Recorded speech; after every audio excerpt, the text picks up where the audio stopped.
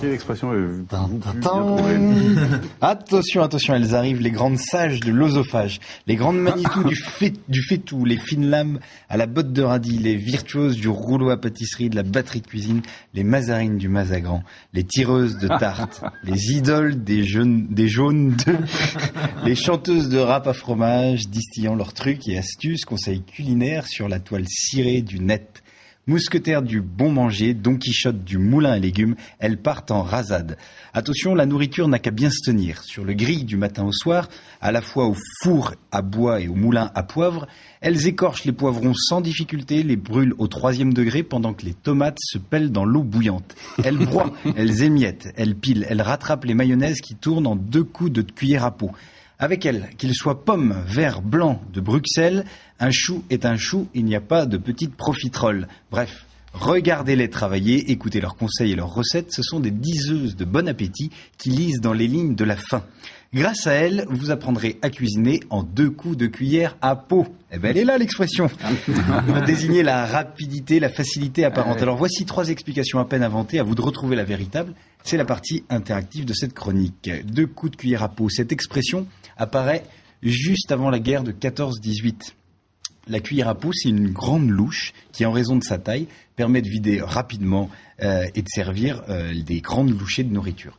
Expression qui vient du monde militaire et carcéral également. Deuxième explication, l'expression vient de la marine à voile. La cuillère à peau était en fait un sabre d'abordage muni d'une coquille en forme de cuillère destinée à protéger la main. Régler le sort en 2 coups de cuillère à peau, c'était rafler la victoire très rapidement. Troisième et dernière explication, avec tout le respect que je vous dois, mesdames et messieurs de la télévision, elle nous vient d'Antoine de Bourbon, roi de Navarre, dont le château se situait à Pau. Alors qu'il était retenu loin de la reine Jeanne d'Albret, celle-ci donna naissance à un beau bébé qui allait devenir le futur Henri IV. Prévenu de l'heureux événement, le roi a annoncé la bonne nouvelle à ses courtisans en disant « Messieurs, la reine nous a donné un petit prince en 2 coups de cul hier à Pau. » Elle est pas mal. Elle est pas mal, mais elle est... Non, j'allais vous donner un indice. Non, je peux préciser, elle n'est pas de moi. Alors, à votre avis? Ah, vous nous avez mis le doute. La grosse louche, le sabre, ou alors cette expression du roi de Navarre? Alors il y avait 3 propositions qui viendraient d'une grosse louche, d'un sabre, ou alors cette du roi de Navarre. Alors je tiens à préciser que parfois il m'arrive d'inventer des explications. Parfois, dit-il. Là j'en ai inventé aucune.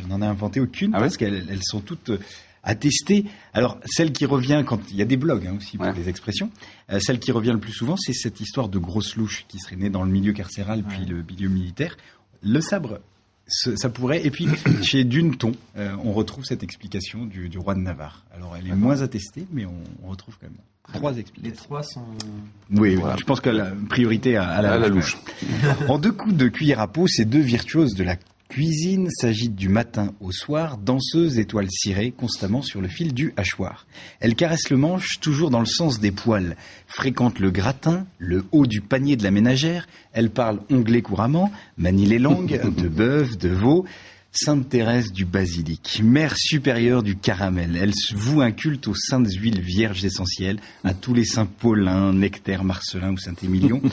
Elles sont pour le mariage des saveurs, pour le meilleur et le pyrex. Elles lient les sauces entre elles, elles réconcilient les œufs brouillés, elles retapent les pâtes brisées. Bref, avec elles, c'est l'harmonie parfaite en cuisine, le plaisir des papilles. Alors, merci nos 2 grandes dames du bain-marie, ainsi soit-il, et pour longtemps, et puis bon appétit.